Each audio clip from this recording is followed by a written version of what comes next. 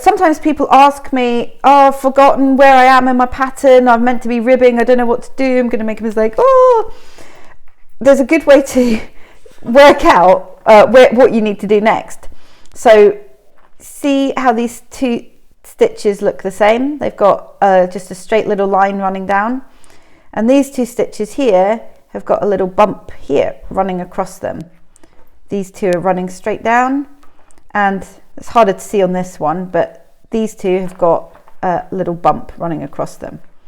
So if you get stuck and forget what you need to do, these are your knit stitches. So when you're doing a rib and you want to create a nice consistent rib and not a broken one, you want to knit your knit stitches, and these are your purl stitches, so you want to purl your purl stitches.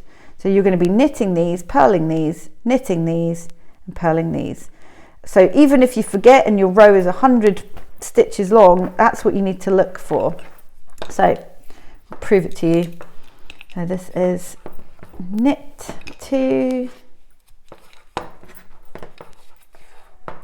and then bring it forward for your purls.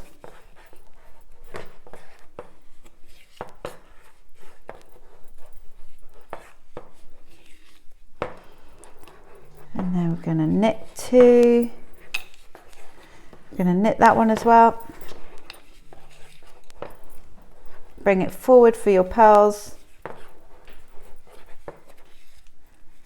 I'll just prove it to you that we didn't mess up.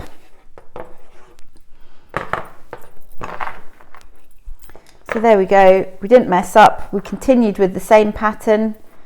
So if you had forgotten again what you needed to do, these ones come straight down, these are the ones that you knit.